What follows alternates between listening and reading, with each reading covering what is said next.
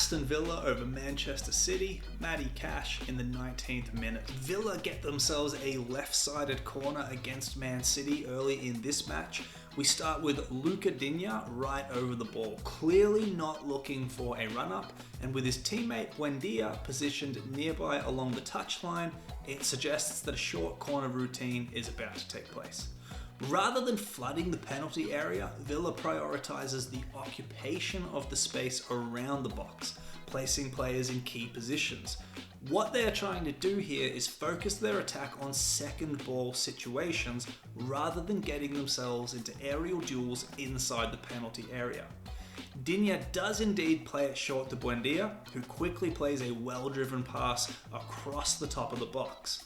The ball travels cleanly through the middle without any defensive intervention because City have focused all their energy on defending close to goal, presumably assuming incorrectly that Villa would look for aerial duels. You fucked up. On the far side, Matty Cash is found by the edge of the box. His initial position allows him to receive Buendia's pass facing the goal and pretty much wide open and free from disruption.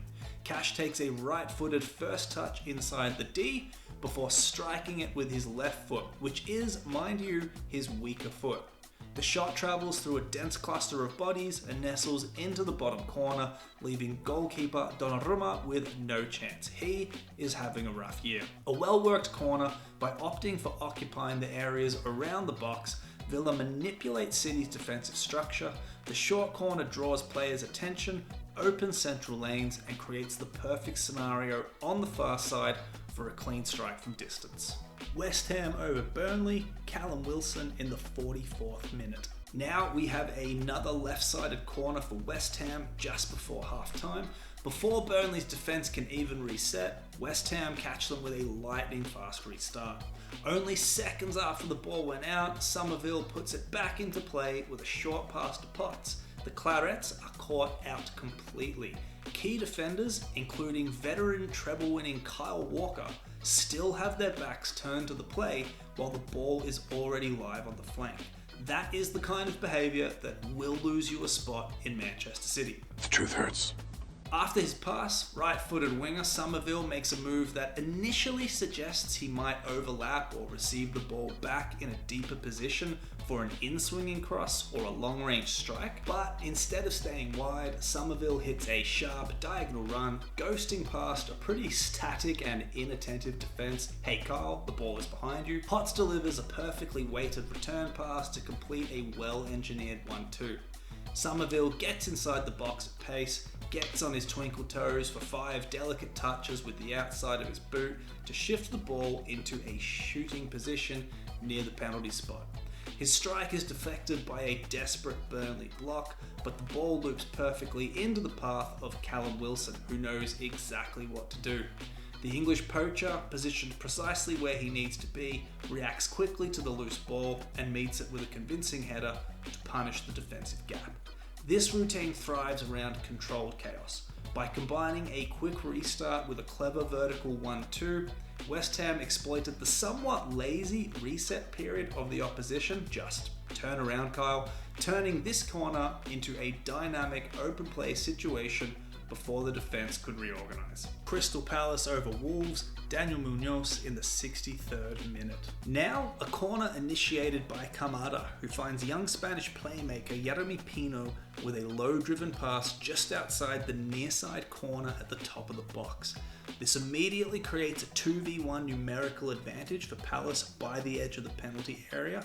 After a first clean touch, Pino is presented with more choices than a casual scroll through Pornhub. Is that a lot? Yes! First, he can make a return pass to Kamada, who himself now has space to exploit. Second, he could make a direct cross into a dense cluster of players and hope a teammate gets the better of an opponent or two in an aerial duel. Or finally, he has a passing lane into Adam Wharton by the D. As all this unfolds, Palace's players inside the box make a point of dragging the Wolves' defence as deep as possible inside the 6-yard box. This is crucial for the play as it creates a massive pocket of space for Wharton to exploit. Smart. Given his options and Wharton's well-opened position, Pino delivers a perfectly weighted ball into Wharton's path. The pass is timed to allow Wharton to hit at first touch with his left foot.